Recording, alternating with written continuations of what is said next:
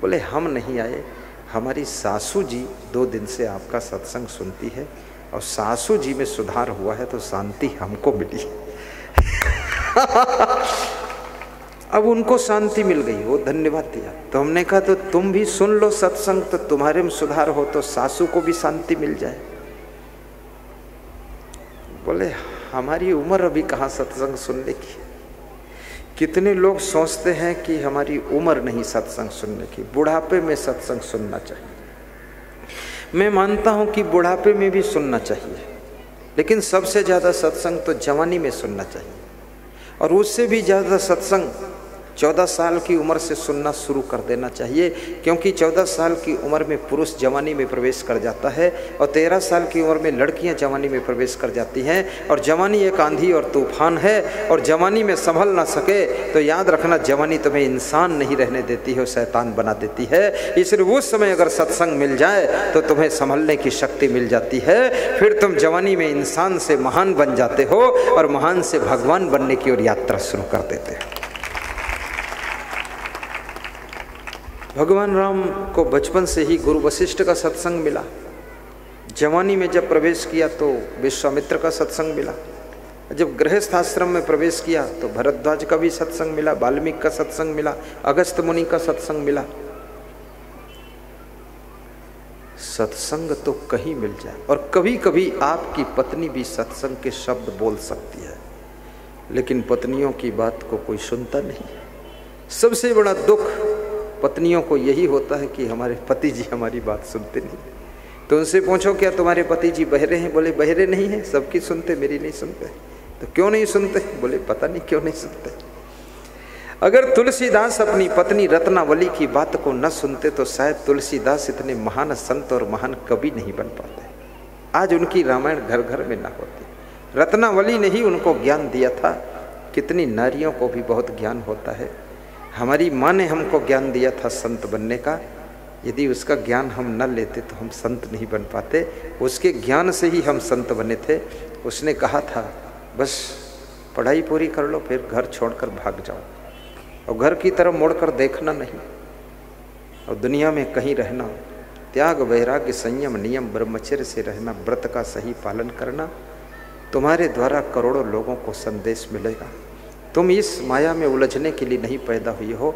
तुम्हारे जन्म से पहले ही मैंने सोच लिया था कि मेरा कोई ऐसा बेटा पैदा हो जो महान संत बने और सबको ज्ञान की बातें सुनाए। तो वही तुम्हारा अवतार हो गया है। अब यहाँ तुम मत रहो, घर छोड़कर जाओ। तो मैंने कहा घर छोड़कर जाएं तो भोजन वोजन कहाँ मिलेगा? अरे बोले भोजन की चिंता तुम्हें, तुम्हारे नाम से तो और हजारों लोग भोजन खाएंगे, तुम जाओ तो यहाँ से निकलो। तो आज वास्तव में याद आ रहा है, यहाँ पर बहुत बड़ा भंडारा चल रहा है। कम से कम 4-6 हजार लोग डेली भोजन खा रहे हैं। 10,000 तक लोग आज भोजन कर लेंगे। पूरे गांव के लोग भोजन करेंगे। इतने तुम सब आए, तुम्हारे सब के लिए भोजन का इंतजाम है। 9 कुंटल आटा माड़ा गया है, 4 कुंटल शक्कर की बूंदी बनी है और 20 कुंटल सब्जी आई हुई है। ऐसा सत्संग मिल जाए जहाँ भोजन भी मिलता हो, तब तो परिवार सहित जाकर बैठ जाइए और घर का चूल्हा चक्की बंद कीजिए, आराम से खाइए पीजिए। बहुत अच्छी व्यवस्था है। मैं धन्यवाद देता हूँ अखिलेश सिंह प्रधान जी को। खड़े हो, सबको हाथ जोड़कर नमस्कार करो और कहो कि सब लोग भंडारा ग्रहण करेंगे। अभी इनकी 33 साल उम्र है, ज़्यादा उम्र भी नहीं। तो मैंने इनसे पूछा इतनी उम्र में सत्संग की तरफ रुझान कैसे हुआ? और बोले ये तो किस्मत की बात है। ऐसे तो मैं मानता नहीं था, लेकिन बड़ी शांति मिलती इससे। आज बता रहे थे मेरे से, कह रहे थे रात में जब नींद नहीं आती है तो आपका प्रवचन चला देता हूँ और ऐसा प्रवचन मुझे बेहोश करता है। बस 20-25 मिनट सुन पाता हूँ, मोबाइल अलग पड़ा रहता, हम सोते रहते। तो मैंने कहा प्रवचन बेहोश भी कर देता है? बोले बहुत गहरी नींद आती है, बड़ा सुख मिलता है। वास्तव में जिनको ज्यादा नींद आती है कुंभकर्ण जैसी, उनकी नींद को प्रवचन कम भी कर देता है, और जिनको बिल्कुल नींद नहीं आती है चिंता में, उनकी नींद को प्रवचन बढ़ा भी देता है। प्रवचन तुम्हें बैलेंस में जीना सिखा देता है, संतुलन में रहना सिखा देता है। गाइए। तुम ही मेरे मंदिर। पहले पुरुष गाएंगे, माताएं सुनेंगी। देखना इनका कैसा गाने का ढंग है, इनका गला कैसा है। पुरुषों का गला, कितने पुरुषों के गला में तो पान मसाला भरा है, तंबाकू, सिगरेट का धुआं और सुपारी, इलायची, लौंग, पूरा इतना मसाला लोग डालते जैसे सब्जी पकाते समय महिलाएं कढ़ाई मसाला डालती है, ऐसे पुरुष लोग मुंह में मसाला डालते हैं पूरा। उनको पता नहीं ये कढ़ाई है कि मुंह है। इसलिए मैं निवेदन करूंगा, ये मसाला वसाला मत खाओ। ये मसाला खाने से बदबू बहुत आती है और सबसे बड़ी तकलीफ आपकी वाइफ को होती है, क्योंकि उसको आपके साथ बहुत रहना पड़ता है। खाना खिलाते समय भी, बात करते समय भी, बैठते उठते। अब इस बदबू में उसको सांस लेना मुश्किल है। तुम कहते हो ये खुशबू है, वो कहती बदबू है। इसको छोड़ो, आज संकल्प लेकर जाओ, कम से कम कुछ तो दान करके जाओ। इतने कंजूस मत बनो कि अपनी बुराइयां भी दान न कर सको, अपने अवगुण भी दान न कर सको। एक एक आदत तो आज छोड़ ही दो। एटा के सत्संग में संकल्प लीजिए कि आज से पान पुड़िया नहीं खाएंगे, तंबाकू, बीड़ी, सिगरेट, दारू नहीं पिएंगे। और अगर हिम्मत हो तो सारे अवगुण एक ही दिन में छोड़ दो, सब हवन में भस्म कर दो, ज्ञान यज्ञ में त्याग कर दो। ओम नामता गणपति गंगवा महे प्रिय नामता सुरेश नामने बीड़ी सिगरेट स्वाहा, गाली गलौज स्वाहा।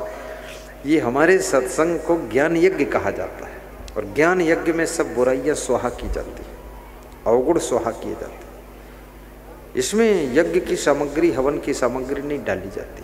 न यहाँ कुंड खोदे गए, कुंडी यज्ञ नहीं, ये मुंडी यज्ञ है। जितने मुंडी बैठे उतनी कुंडी है और हर मुंडी में अवगुण है, उसको ज्ञान की अग्नि में जलाना है। ज्ञानाग्नि दग्ध कर्माणम तमाहु पंडितम बुधा यस्य सर्वे समारंभा काम संकल्प वर्जिता है।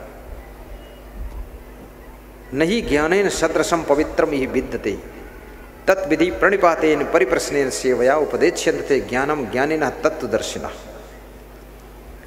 श्रेयान् द्रव्यम यात यज्ञात ज्ञान यज्ञः परम तप सर्वम ज्ञानम। कृष्ण कहते हैं कि सब यज्ञों में श्रेष्ठ यज्ञ ज्ञान यज्ञ होता है। जितने यज्ञ हैं, अश्वमेध यज्ञ, अजयमेध यज्ञ, घृतमेध यज्ञ, गोमेध यज्ञ, सब यज्ञों से बेहतर और श्रेष्ठ यज्ञ है ज्ञान यज्ञ। क्योंकि ज्ञान यज्ञ में यावन मात्र कर्म समाप्त हो जाते हैं और जीव कर्म के बंधनों से छुटकारा पाता है और साथ साथ में जीव की आदतें भी भस्म हो जाती हैं, इसलिए जीव का कल्याण होता है। तो ज्ञान यज्ञ को श्रेष्ठ यज्ञ कहा गया है। वही ज्ञान यज्ञ आज हमारे तिगरा गांव में चल रहा है 2 दिन के लिए, जहां पर हजारों लोग सम्मिलित होकर के अपनी अपनी बुराइयों की आहूत दे रहे हैं। आज सवेरे मेरे से एक सज्जन बता रहे थे कि हमारे गांव में एक आदमी बहुत गाली देता था, बहुत गाली बकता था, उठ पटांग बातें करता था। बोले कल के प्रवचन को सुन करके उसके अंदर 70% बदलाव आ गया, रातों रात चेंजिंग हुई है। बोले सुबह उसका परिवर्तन देखा, लगता है 2-4 दिन सत्संग सुने तो पूरा चेंज हो जाएगा। असर तो पड़ता ही है, क्यों नहीं पड़ेगा असर।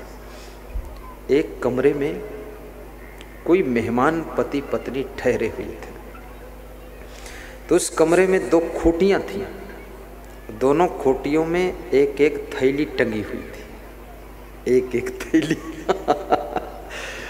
तो एक थैली से खुशबू आ रही थी, दूसरी थैली से बदबू आ रही थी। तो पति पत्नी आपस में सलाह करते हैं, ये दोनों थैलियां एक ही कपड़े की है और दोनों खाली है, दोनों में कोई सामान नहीं है। एक से खुशबू आ रही, दूसरी से बदबू आ रही, बात क्या है। तो उन पति पत्नी की चर्चा को सुन करके थैलियां बोल उठी। तो एक थैली ने कहा, मैं बताती हूँ क्या बात है।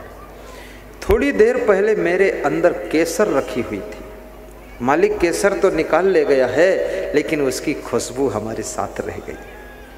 दूसरी थैली बोली कि मेरा दुर्भाग्य है, मेरे अंदर मेरे मालिक ने लहसुन रखा था, लहसुन तो मालिक निकाल ले गया, लेकिन लहसुन की बदबू अभी भी रह गई है मेरे अंदर। याद रखना, जब कपड़े की थैलियाँ खुशबू और बदबू को अर्जित कर लेती हैं, अपनी तरफ खींच लेती हैं और उनमें भी खुशबू बदबू का प्रभाव रह जाता है, तो मनुष्य तो जीवित एक थैली है, इसके अंदर तो संगत का कितना बड़ा प्रभाव पड़ेगा। इसलिए अच्छी संगत करना चाहिए, बुरी संगत कभी नहीं करना चाहिए।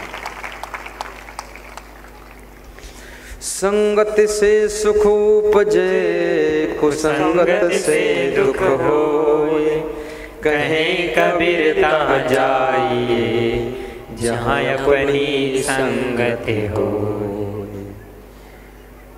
संगत कीजे साधु की हरे और की व्याधि, ओछी संगति क्रूर की आठों पहर उपास।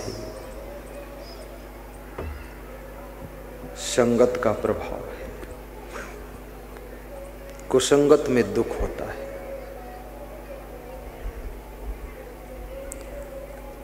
सत्संग में रहा करो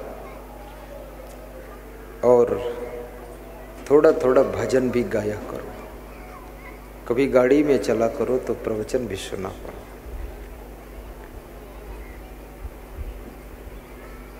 और कभी कभी स्वयं भी भजन गाया करो, कीर्तन किया करो, बहुत आनंद मिलेगा। गुनगुनाया करो। हर समय टेंशन में रहने से शरीर में बीमारियां बहुत आती हैं।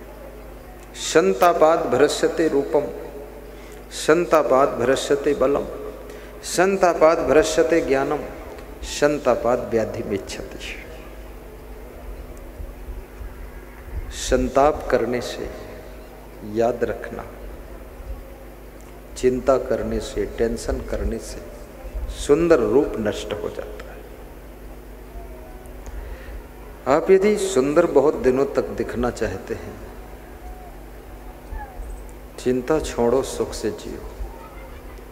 समस्याएं तो जब तक जिंदगी ही रहेंगी, कुछ न कुछ उलझन भी रहेगी, क्योंकि सब लोग तुमको सुखी देखना भी नहीं चाहते। कुछ न कुछ लफड़ा में तुम्हें फंसा भी देंगे, झूठे मुकदमे तुम पर लगा देंगे, तुम्हारे बिजनेस में बाधा डाल देंगे। और तुम तो खैर बहुत बड़ी हस्ती वाले नहीं हो, टाटा बिड़ला के बिजनेस में भी बाधा पड़ जाती है। नैनो कार बना रहे थे दक्षिण भारत में, उसमें बाधा डाल दिया लोगों ने, बहुत मारपीट हुआ, झगड़ा हुआ, 2-4 मर भी गए। आखिर वो कारखाना हटाना पड़ा, करोड़ों का नुकसान हुआ, सहना पड़ा। तुम्हारा तो हजारों का नुकसान होता है, उसी में तुम उथल पुथल हो जाते। नुकसान को सहने के लिए भी कलेजा चाहिए, लाभ को हजम करने के लिए भी दिल चाहिए। पैसा आता है तो हजम नहीं होता है, और पैसा चला जाता तो सहन नहीं होता है। ये पैसा भी बहुत विचित्र चीज है, इसको हजम करना भी सीखो थोड़ा। लाभ हुआ है तो ज्यादा फूलो भी मत, पचा लीजिए। यो न सन्नियच्छति बेगम उत्थितम क्रोधा हर्षयो, सा श्रियो भाजनम राजन यश्च आपत सुना मुह्यति। विदुर जी कहते हैं, धृतराष्ट्र, जो क्रोध के आने पर भी क्रोध नहीं करता है और खुशियों के आने पर भी दूसरों को दिखाता नहीं है कि मैं कितना खुश हूं, वह व्यक्ति राज्य और लक्ष्मी का अधिकारी बनता है। राज्य और लक्ष्मी का अधिकारी बनता है। इसलिए अपनी खुशियों को भी पचाना सीखना, और यदि क्रोध आ जाए तो उसको पी जाना सीखना, क्योंकि क्रोध में लिया गया निर्णय आपके भविष्य को बिगाड़ देता है। कभी कभी राजनीतिक क्षेत्र में तुम्हें आगे बढ़ने के बहुत चांस थे, लेकिन तुम्हारे क्रोध ने तुमको ढकेल कर पीछे कर दिया है। गुस्सा में आकर के तुमने हाई कमान को अंड बंड बोल दिया। बोलने से पहले तौल लीजिए किसको क्या बोलना है, क्योंकि मुख से निकली हुई बोली, बंदूक से निकली हुई गोली, इस पर तुम्हारा कंट्रोल खत्म हो जाता है। उस पर थोड़ा विवेक कर लीजिए। इसलिए जो बहुत बुद्धिमान होते हैं वे बहुत कम बोलते हैं, जो मीडियम बुद्धिमान होते हैं वो थोड़ा मध्यम बोलते हैं, और जो कम बुद्धिमान होते हैं फिर बहुत बोलते हैं। और उनसे कहो तुम जरा चुप रहो तो कहते मैं क्यों चुप रहूं, कोई चुप नहीं रहता, मैं भी चुप नहीं रहूंगा। और मौन की शक्ति को पहचानो। जब आपके घर में कलह कलेश ज्यादा बढ़ रहा हो तो आप थोड़ा मौन की साधना कीजिए। कभी राम बन के, कभी लक्ष्मण बन के, कभी भरत बन के, कभी शत्रुघ्न बन करके रहिए। 4 in 1 आपकी लाइफ में होना चाहिए। कभी आवश्यकता हो तो राम जैसा रूप बनाइए, और जरूरत पड़ने पर लक्ष्मण जैसे सेवक बन करके अपने भाई को मदद कीजिए, साहसपूर्वक संघर्ष कीजिए। और कभी भरत बन करके प्रेम का रूप खड़ा कर दीजिए, और कभी शत्रुघ्न बन करके मौन की साधना कीजिए। शत्रुघ्न मौन का रूप है, भरत प्रेम का रूप है, और लक्ष्मण सेवा का रूप है, और राम तो आनंद का रूप है।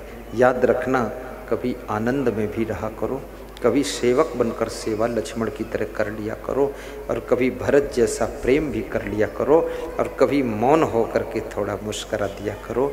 जिंदगी में हर रूप आपको अपनाना पड़ेगा, तभी आपकी ज़िंदगी में शांति आएगी। और गम खाओ कम खाओ, ये फार्मूला तो आपने सुना है, पर ज़्यादातर लोग खाने बैठते हैं तो डबल खा लेते हैं, और गम खाने का नंबर आता तो कहते क्या हम ही गम खाएं, सबको गम खाना चाहिए। अरे सबका तुम ठेका नहीं लियो, तुम अपनी गम खाओ, दूसरों की बात मत करो। जिसको खुद गम खाना नहीं होता वो दूसरों की बात करता है, ये लोग भी तो गम खाएं, हम गम को खाएं।